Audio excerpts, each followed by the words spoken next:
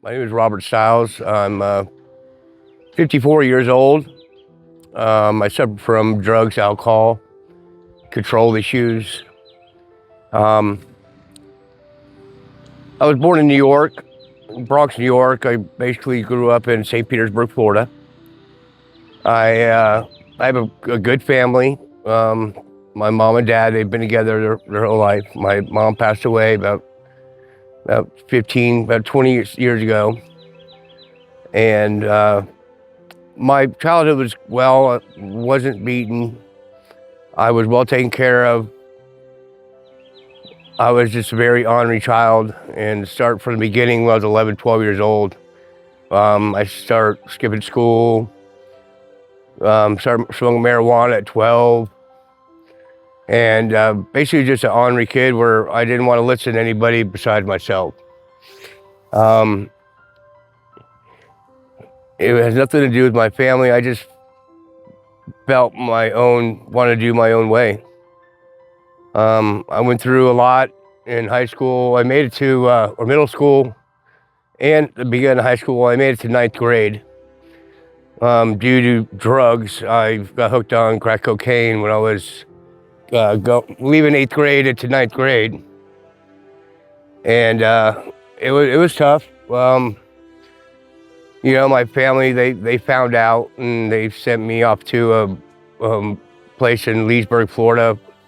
And when I was about 14, and from there it was about 2 hours away from St. Petersburg, and I lived there for about 90 days, and from there I went to a halfway house in Orlando. So that's really where everything started in Orlando. I stayed about 2 years sober with the halfway house. I started up early where I had no structure. I didn't feel like I had or needed anybody to tell me when, why, how, and what to do and stuff. So I grew up basically on my own, in that aspect. My parents, they were always there for me, but I chose not to. I started, hotel business. I was night auditor at the age of 16. I did good, and then I started doing ecstasy when I was like 17, 18 years old, and in Orlando, living on my own, and just started living that life. And I'm not saying that it was all fun. It was just it was a void in me at all times that, that's the only way I knew how to fill my life with is drugs and alcohol and some kind of extreme, intense, adrenaline rushes, basically. So that's what I chased for a long time. I got arrested at cocaine when I was 18 years old. Never told my parents or anything. I was fine with that. I mean, everything was probation and withheld education. At the age of 23, I was accused for attempted murder and kidnapping. And for something I didn't, do, it was all over the newspaper, and people called up and said it was me. And from there, knowing that it wouldn't do something like that, and just being put in there, and people, everybody's, detective, everybody's saying that was me, and it was all a lie. And it came down to, everything affected me, mentally from that point on, where I don't trust anybody. It turns out that I was it was a dates change problem, where I was really at work when it happened, and it was all. They just wanted to blame it on somebody. The DNA test 6 months later came on, it wasn't me. But that just started my real drug using. Started using a lot more ecstasy and acid and LSD, cocaine. And that went on till I was about about 26. And then I met a woman and I got married. Great, and had a child, Summer Stiles, and everything was great. The drugs were just marijuana, and I thought I found my way out. And then we started doing powder cocaine together, and then it went to crack cocaine. And then, of course, marriage went downhill and got divorced. And then I started really getting deep into it from 30 years old for the next 10, 12 years of hardcore just doing drugs. That's all I knew. It's the only thing I ever known, and it's the only thing that made me happy, and where I felt something. Otherwise, I would just feel a void, and if I didn't have it, I would just be quiet, and I would sleep, and be, sad, and it would have to be with me. But when I was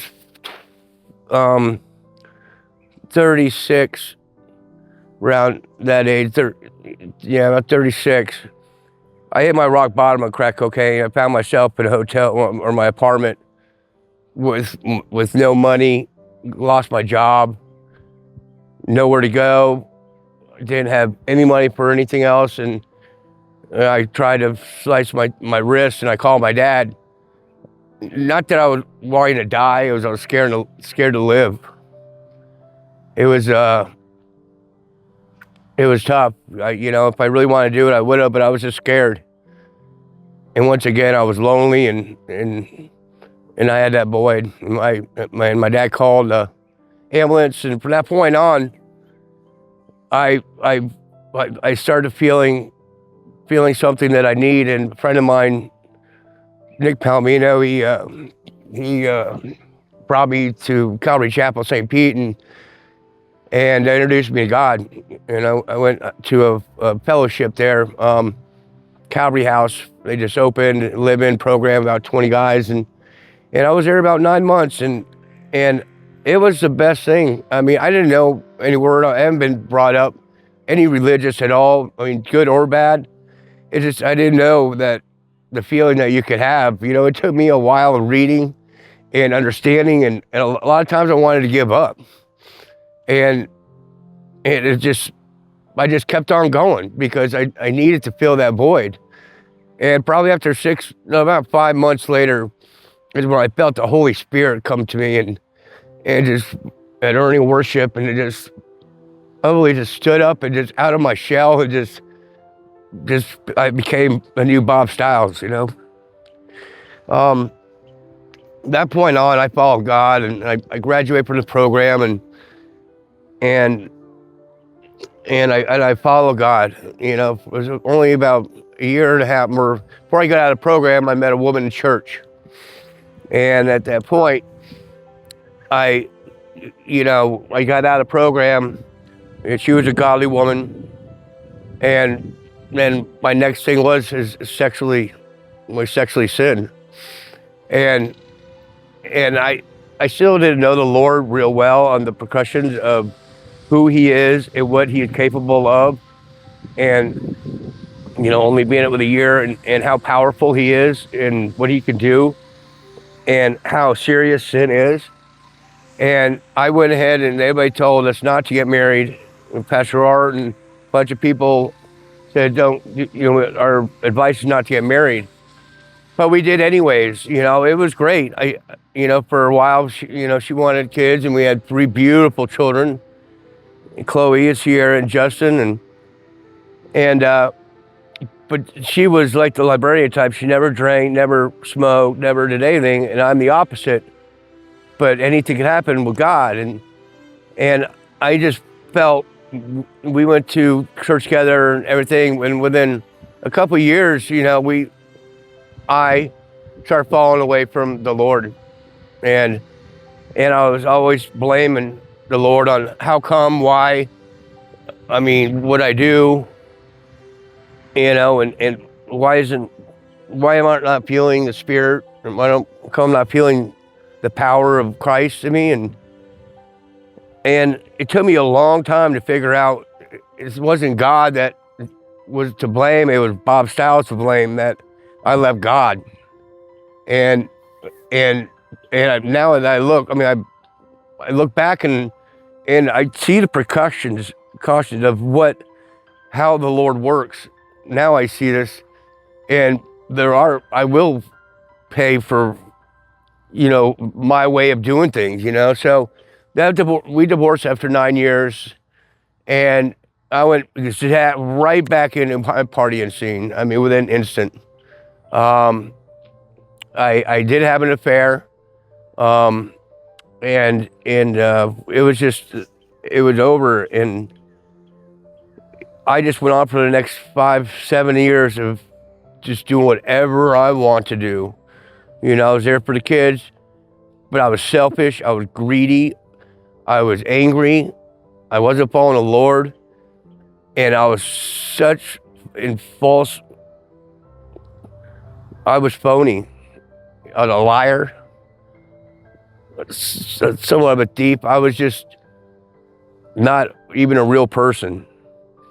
That went on for quite a while until not recently, but about a year ago, I ran into a bunch of money, and that's when I really started downward spiraling. Even though money can't buy you everything, so at this point, I found God. I sexually sinned, and now I got a bunch of money, and all this I thought that could make me happy. You know, the money, the love, the wife, the house, the boat, and after that, the money, the fun, and all of it was worthless. There was absolutely nothing at all inside besides false love, false hope, false everything. And I ran out of money, and my family, my dad was always there for me. My sister was always there for me, and my kids, we've always had a good relationship. I was always there for them. I never pushed them to the side.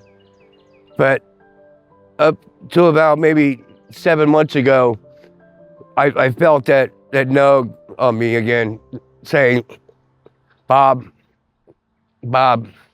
you've had enough. And it wouldn't go away. You know, it was definitely God that was nugging on me saying, are you done, bro? Are you done doing with this and ready to come back to me? And I let that go for about a month. And then one night, one morning I woke up on the floor. I don't know how I got there, bump on my head, drunk. And I said, I'm ready, Father. Father, I'm ready to be your child again. I'm ready to give everything up, give everything I have, and come follow you again. Because you're the only happiness and the only true love that I've ever had. And that was my decision, and that was a true awakening for me. It was real.